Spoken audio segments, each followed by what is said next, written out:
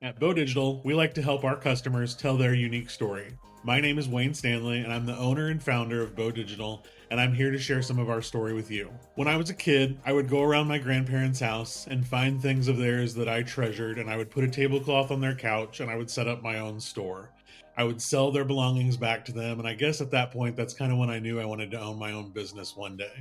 Bo Digital is actually named after those grandparents, Glenn Vernon and Shirley Bow. They would be proud of the work that we're doing and the legacy that we're leaving through this company.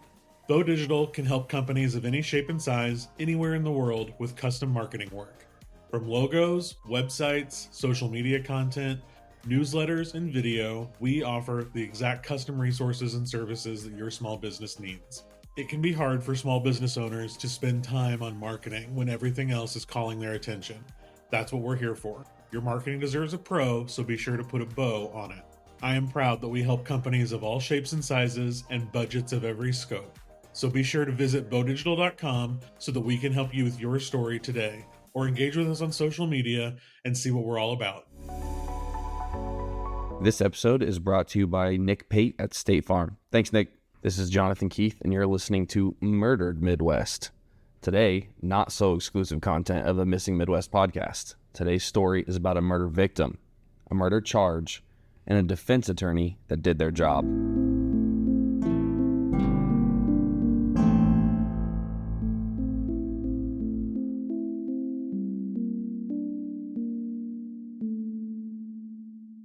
Ooh.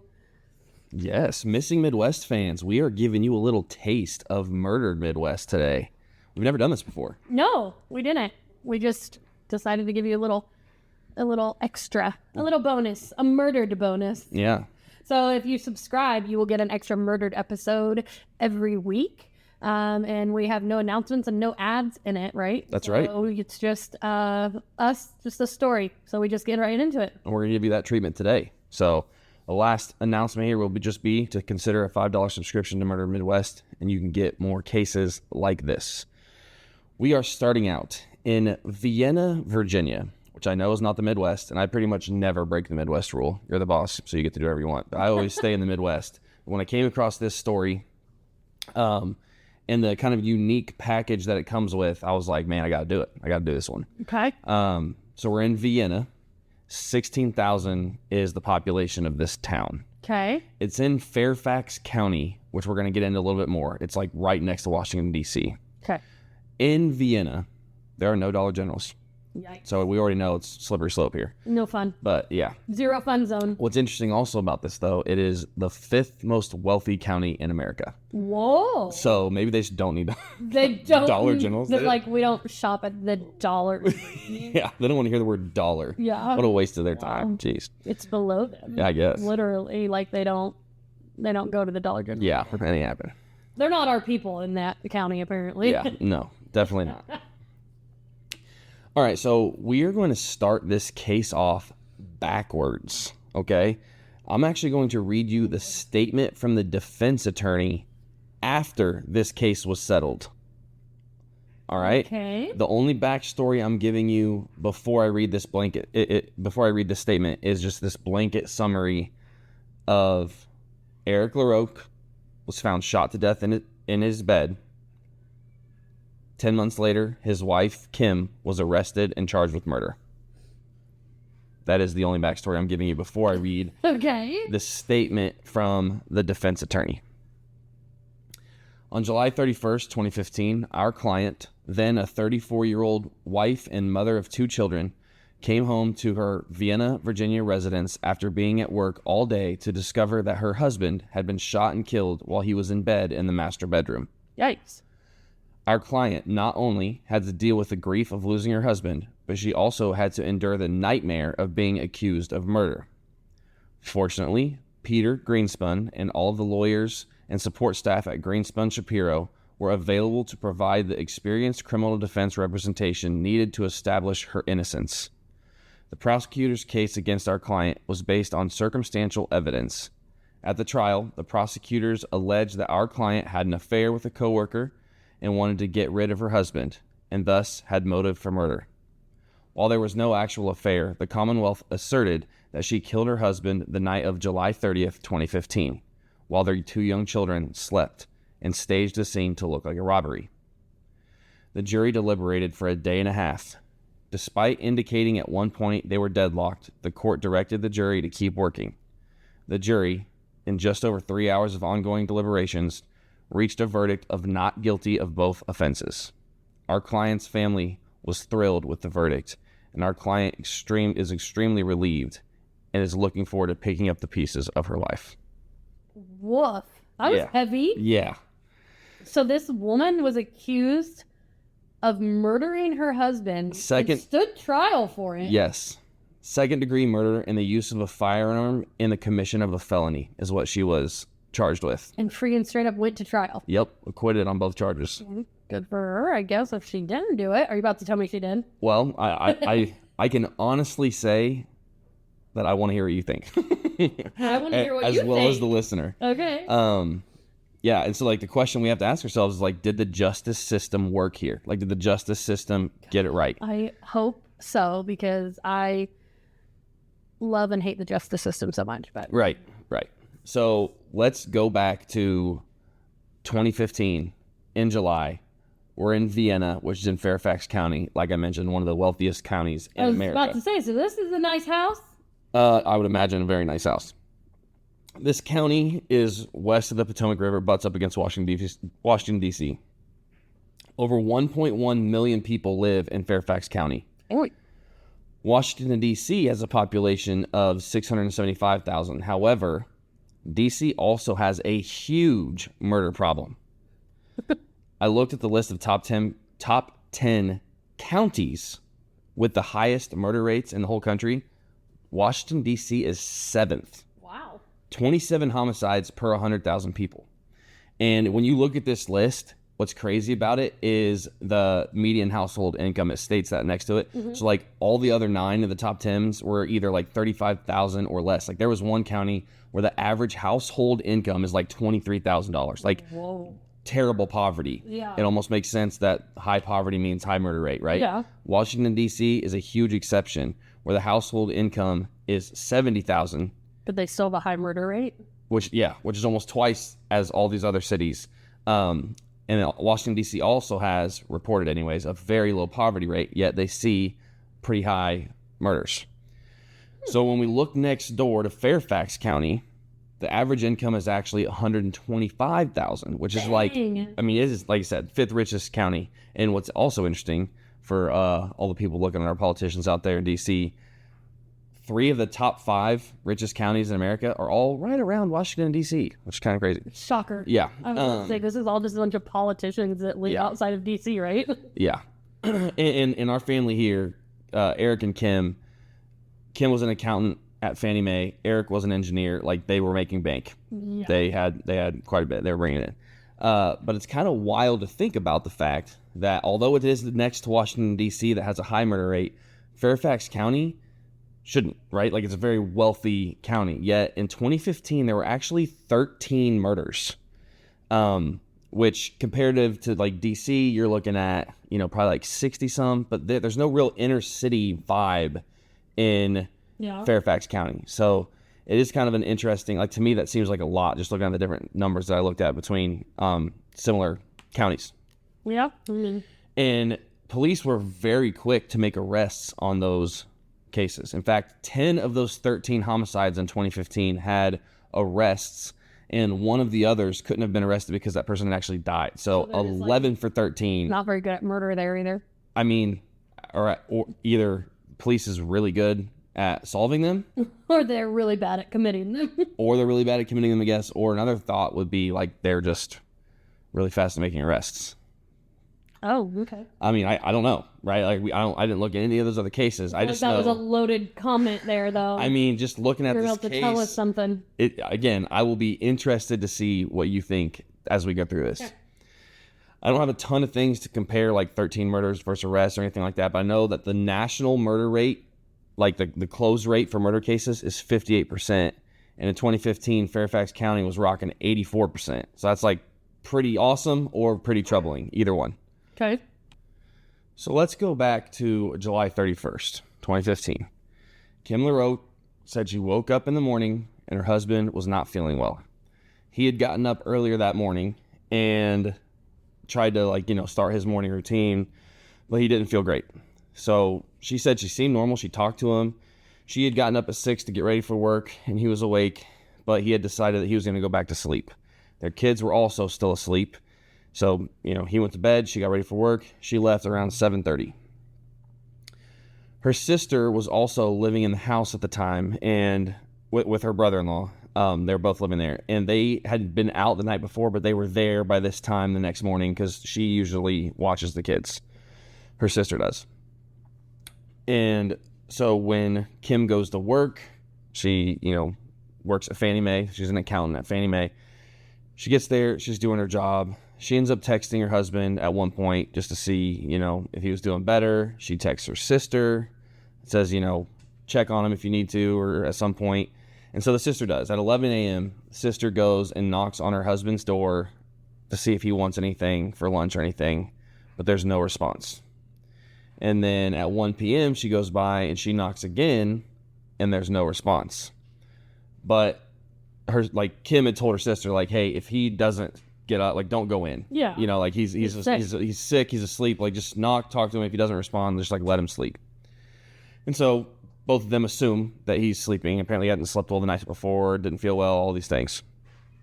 And they just assume it's fine. She assumes it's fine. She's working. She even tells her sister, okay, if I can come home early, I will. Yeah. Don't stress about it.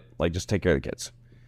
And Kim was not actually able to get home early. She didn't feel like it was an emergency. She was doing her job. She ends up, things came up. She's at work. All of this, life happens. She doesn't get home until 6:30. A little after 6. When she gets home, she goes in, talks to her brother-in-law's now home. Her sister's there. She's talking to them. She's like, has Eric came out? And she says, no. They talk about how they haven't seen him all day. He's been sleeping all day. Okay. So she's obviously concerned, and she goes in to check on him. And when she opens the door to her bedroom, she actually hits one of the dresser drawers, and she realizes all the dresser drawers have been pulled out, and the room was an absolute mess. And her husband was laying on the bed, and there was a lot of blood. Okay. He had been shot in the back of the head from close range. Ooh. Kim immediately calls 911. She leaves the room immediately to go call 911. Yeah. And closed the door behind her to make sure that the kids did not go see their dad like this. Yeah. At this point, I think her kids were, I want to say 2 and 3, 2.5 and 3.5, or 2 and 4, somewhere in those ranges. I think they're a year and a half apart. So when police arrive, they go and they look at the scene. They find that he was shot in the back of the head. She had actually said on the 911 call, I think, that he was bleeding from his upper body is what she said. And when police arrived, they found out, yes, he was shot in the back of the head from close range with a .40 caliber bullet. But there was not a gun. There was not a .40 caliber gun near him or anywhere else. So it's definitely not a suicide. Correct. Back of the head and no gun. Yeah. They were also unable to find Eric's phone. Eric had recently borrowed a .40 caliber gun from his brother-in-law, and that gun was never found. So the assumption is that he was killed with a gun that was in his possession. I could not find a reason why he needed to borrow the gun. She told police that they had, when they moved into this house a year or two prior, they had decided to go ahead and purchase a gun. Neither one of them had ever shot guns before, but it was we live in a house, we have 2 kids. Yeah. We're going to get a gun, which, we once upon a time made similar decision. And so they had the one gun, and they decided they want a second one, so they borrowed this one from the brother-in-law, I guess. It's kind of what I was understanding. So we don't have a gun, we don't have a phone, but we have Eric, who has been shot in the back of the head in his own bed. And so police look at Kim, the wife, and obviously, right, the husband done it, the she done it campaign, all that stuff. And they find out that she's actually been having an affair. Okay. And to be fair, it was nothing physical had happened yet, but it was clearly that she was having an emotional relationship with somebody at work. Okay. I was going to say, you said at the beginning that it was disproven that there was an affair? Yeah. So, yeah. Well, kind of, yeah. Okay. There was no physical affair. Okay. She had a close friend. Yeah. Okay. Kim was completely cooperative. The night that she called 911, the night they came, the night they found him dead, they interviewed her that night, and she was completely cooperative. She went through interview after interview without requesting a lawyer. I actually listened to the first interrogation. It was like an hour and a half long. She was calm. Her answers were consistent despite being asked the same questions like a whole bunch of times. Yeah. I mean, like in my opinion, it was a very genuine interview. I listened to the whole thing. Did she have a lawyer? She did not. She did. just talked to the No. police? Yes, she didn't ask for a lawyer. Like you can tell, in my opinion, she is as confused as they are Yeah. in the interview. As in, like, I have no idea what happened. They're asking her, what'd you guys do yesterday? What'd you guys do this week? In shock too. Yeah, they have all these questions, and she's giving them honest answers. I mean, there's times where she has to think about it, but again, you don't like. Yeah. To me, it did not feel rehearsed one bit. Okay. They seemed like genuine answers. She said that when she got home, like at one point she says that she got home and her immediate thought was, when she checked on him and she saw him, her immediate thought was, he needs help and the kids can't see this. So she like ran out of the room, closed the door, and went to call 911. And she said that they used a home phone all the time because their phones did not work well. They were not phone people, which respect to this. Which is like they did not text a lot. They were not like naturally on the phone. 2015. Okay. And so if they needed to call someone, their home phone always had good service where their cell phones didn't always. And so she ran to the phone and she tried to call 911, but it wasn't working. And she saw that the phone was unplugged, which that's weird to me, but they didn't really elaborate on that. So she plugs the phone back in and calls 911. And the interviewer, that's the police officer that's interviewing her during this process, is really critical of her not calling out to Eric or checking to see if he was breathing. And she was like, I didn't know he was dead. Like I knew that he needed help. Like I just went to call 911. And he's like, you didn't call out to him? You didn't try to help him like there? And so like from that point in the interview, it really turns from being like an interview to like an interrogation, in my opinion. And like I feel bad for her. But it's kind of weird though. Like listening. I mean, yeah, it is. But like what was your first response when I told you that? You said that's fair. That's very fair. Fair, like that she didn't want the kids to see, but I guess I didn't. Did dismiss the fact that she didn't like run up and immediately like check on him. She when she said on the 911 call is he has had, it looks like an injury to his upper body, and he was bleeding from his upper body or something like that is what she said. Mm-hmm. And so she goes to call 911. She's like telling her brother and sister-in-law, or brother-in-law and sister, like what's going on. They come, the police are there like shortly, and they go in and they do their thing. But like I said, eventually this interview that she's in, the night they found him, it turns into an interrogation pretty quickly. And the accusations, they eventually turn into like being offered like lenient treatment and lesser sentences, like those kind of conversations of like, dang, that's quick. I mean, it was like I like he was seriously like, we know you did this. It's a matter of time till science proves this. It's better for you now. It's better for you now to just tell us. And she doesn't. She's like, I didn't do this like the whole time. Yeah. Okay. And sidebar, like if you're ever in this situation, get a freaking lawyer. Yeah, 100%. I don't care if you did it or you didn't do it. 100%. Yeah. Because they can lie to you. They can tell you like they can do a lot. Well, and like I said, it was sketchy stuff. An hour and a half, and they get into some of the marital problems that they were having. She said that Eric had also had an affair, which is why she had begun talking to like her person. Mm-hmm. But the affair started like way back in October. He said it was going to stop. It didn't stop, like that kind of thing. So like she was very open about like the whole thing. And so it doesn't sound like their marriage was in a great spot. It wasn't. And she says that. She's like, it wasn't. She's like, but he's the father of my kids, and I did not want him to not be the father of my kids. Yeah. Like she was like, I've never wanted him dead. I've wanted him to stop doing what he's doing. Like that's what I wanted to happen. And like financially they were crushing it. She was an accountant, he was an engineer. Like they had all of these, they had no debt, they had all of these great things going with their careers. Like there was no real like the police are kind of acting like this is a motive, and she's like, it wasn't a motive to kill him. Like I wanted him to just be better. We're just like working on it. Yeah. Are you ready to upgrade to the home that fits your family best? Take the first step of that process by giving my girl Stacy Westfall a call. She's partnered with Apple Tree Realty in Howard County, where they have the knowledge and resources to help you reach your goals. Stacy has quickly become a successful realtor in our area, and I am so proud of her. She's not just a friend of mine, she's also a mother and a local firefighter. Buying and selling a house is stressful, and having someone professional and trustworthy in your corner can make all the difference. Give Stacy a call today at 765-461-1243 and follow her on Facebook at Stacy Westfall Realtor. And so, she said way more than she had to say about the marital problems. Yeah. You know what I'm saying? Like, she was just open and honest through the whole thing. I felt like genuinely trying to come up with, like, whatever they needed, And she could have lawyered up at any time and didn't. She answered every question.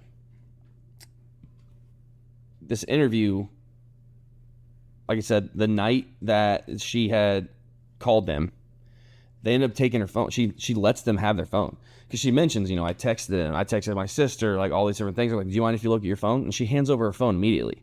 Like, that does not sound like what a guilty person would do. You know what I'm saying? But the police, and they tell this to her, again, and this leads into some of the pretty hard conversations. But ultimately, the problem is this. If what she says is true, someone broke into their luxurious home in broad daylight, wrecked their bedroom, and shot her husband, all while the kids and her sister were home. I was going to say, so people were home and there was no gunshot heard? No one has said anything about hearing a gunshot, ever. That's weird. That is weird. And that is freaking hard to believe. That's extremely hard to believe. And that's what the police are saying. I mean, was this a mansion?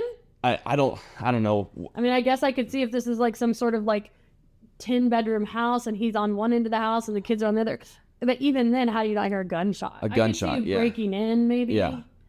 And I mean, silencers are a thing, I guess, but like... Especially in D.C., like, I feel like that's super, like... Yeah, but like, there was no signs. There's a silencer involved. There was no signs of forced entry. There's only 2 doors to get into the house. They were both locked. Like, it is a very... That's weird. Weird situation. And so I mentioned that, like, her sister lives with them. The sister or her sister-in-law? But it's her sister. Her sister, his sister-in-law. Yeah. Who would the gun come from? The brother-in-law. So the sister's husband. Brother-in-law. They all 4 live there. All 4 adults live in this house. Oh, I didn't know the sister lived there. Why? Yeah. So I don't really know the details of it. But yeah. I do know that they're Vietnamese. So like I think they're from Vietnam, and I don't know if that is a factor, but again, like did we look at the sister? She was with the kids the whole time. I mean, the kids were little. She was home. Yeah, and come on, little kids. You could have put some freaking Cocoa Melon on and done anything in that house, and they wouldn't have noticed. Probably true. But I'm pretty sure you could fire a gun while our kids are watching TV in the next room, and they wouldn't even look. Depending on what's on that TV, like... That's crazy talk. There's a lot that could go on. A gunshot, though? But, I mean, I'm assuming that they did their due diligence and, like, checking for gun residue. Yeah, I mean, a 4-year-old? Did you hear the loud bang? I feel like a 4-year-old could tell you that, but... I don't know. But regardless... Okay, so even Especially if it was a big house. It wouldn't be that loud if it was on the other side of the house or something. Even in that scenario, though... Nap time. Even in that scenario, Kim didn't do it, right? Yeah, not the wife. I mean... And so there's proof she was at work all day. Yeah, 100%. She was at work, all verified. So what do they think she did? When she got home or that night before? I'm getting there. Okay. But real quick, I want to bring in the flip side of this. So either someone broke into their house in the middle of the day, shot their husband, wrecked their room, and nobody hurt him. Or she killed him before she left, went to work, had a normal day. Her sister and kids were there through all of it. She came home, called the police, immediately went in through significant interviews, handled them flawlessly, 12 to 24 hours after killing her husband. That is also hard to believe. Yeah. Right? I mean, like, yeah, that'd be hard for someone to pull off. But there's a little bit more coming. Not a lot more. But right now, let me gauge where you're at. Like, do you believe that she killed her husband? No, I'm like 50-50. Yeah? Yeah. That's what I told you at the beginning. I don't know. Yeah, I'm like, because I guess, like, I'm thinking, so you said the sister went and checked on him during the day. Knocked on the door, asked if he wanted anything, but he did not respond. So he was theoretically dead inside the room. Wouldn't the wife be like, go in and check on him? Like, wouldn't she have pushed for the sister to go check on him because she'd want her to be the one to find him dead? If she did it? If she did it? Yeah. Like, you'd be like, no, why don't you go? I want you to go in and make sure he's okay or something because she's the one that ended up finding him at home. If she killed him, she wouldn't want to have been the one to find him. Yeah. I would have been like, hey, I really need you to check on my husband. He's sick. Like, go check on my husband. Yeah. Spoiler, another he's good not point. sick. He's dead because I killed him and I want you to find him. Yeah. I mean, that's, like I said, that's not making sense. Like, that wouldn't, No, yeah. that's what I'm saying. So, a lot isn't making sense. A lot isn't making sense. All right. So, obviously, Eric had died from a gunshot wound to the back of his head. But the timing of the shooting was crucial to finding out who possibly could have done this, right? So, Yeah, I want to know how long he's been dead. his time of death was determined to be the night before, July 30th. Which So she killed him before she went to bed? this obviously contradicts every single thing that Kim has said. Yeah. Right? I mean, she said she talked to him in the morning. You know, all of this. She has this whole story of he came home And from. they're saying he was dead the night before. That's She didn't talk to him. That's what the time of death. They believe the time of death was in the night of July 30th. Ugh, that doesn't look good for her. No, it does not. How the heck did she get out of this? Well, okay. Well, so like, does this change how you feel? Like, based. Yeah, I mean, time of death is her- pretty accurate. Her This sister, man was dead in your house the night before. her sister and brother-in-law were not there the night before. They had been gone, and they came back early in the morning so that she could watch the kids. Convenient. Eric had been with his parents and was supposed to be with his parents like pretty much all night. He had ended up coming back around 7:30. They had dinner with the kids. She had been watching the kids. They had dinner with the kids, and the kids went to bed at 8:30. And then she said that he went to bed around 10. She went to bed a little bit after that, and they slept until morning when he got up. She said he got up at 4:30 like every day, and she got up at 6. So, Time of death is accurate. yeah. In my opinion, like, it's accurate. Okay. Not in my opinion. Like, scientifically, time of death is accurate. So if he was dead the night before, then you didn't talk to him in the morning, ma'am. Okay. Well, I'm going to read another line from the statement from the defense attorney. That's where we started, right? Okay. With the defense attorney. Peter Greenspun mounted a dynamic defense for our client throughout the criminal proceedings and at trial, vigorously challenging the prosecution's witnesses and theories, including the medical examiner's opinions as to the time of death and crime scene officers' conclusion about the location and positioning of the actual shooting. Our client courageously testified despite having the constitutional right to not do so in her own defense. She testified for over 5 hours, maintaining her innocence throughout her testimony. She admitted having an inappropriate relationship with a coworker, but said she had turned to him only after her husband had an affair. She testified that she and her husband were in a very difficult stage of their marriage and stated, without hesitation and while looking directly at the jurors, that she did not kill her husband or have anything to do with his death. A jury of her peers found her not guilty. Okay. I mean, that doesn't change anything for me in the sense of like, well, I mean, it does. anybody that murders somebody's going to say I didn't do it. Okay, but if you suck, we had the case yesterday. We had a terrible coroner and that whole situation with like the autopsy and all the stuff that they said. Like if that time of death determination means everything in this. Yeah. Means sure. everything. If they would have been like, he died at noon today while she is physically at work. Yeah. You know what I'm saying? And so the fact that they were able to convince a also- jury that they made a mistake with the time of death. Well, do they have any proof of this? Because like Clearly. any good defense attorney is going to be able to, or is going to challenge the time of death. So how did they challenge it? I don't have details on that, but it was enough to convince a jury. That they screwed it up. Yeah. So like if you before we got to the whole situation with the time of death, like you said, you were 50-50. Yeah. Right. The time of death definitely made me like.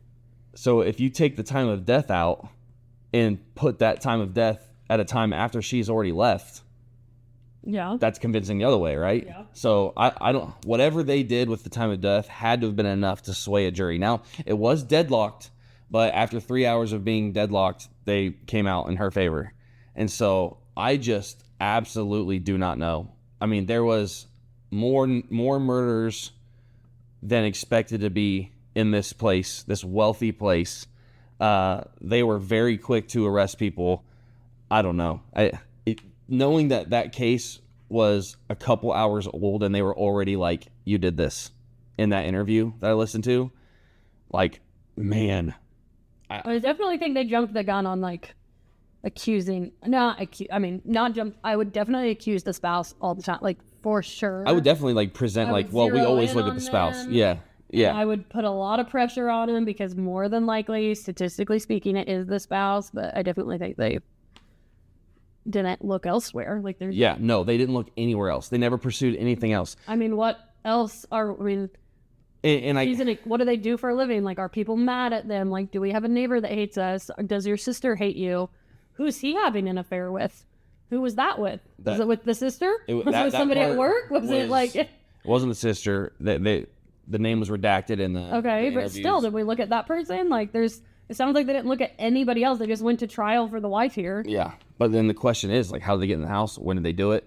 You know, why did they use... They're all good, and so, questions. and my thing is here, too. Okay, if you're going to rob a house, which it was staged like a robbery, right?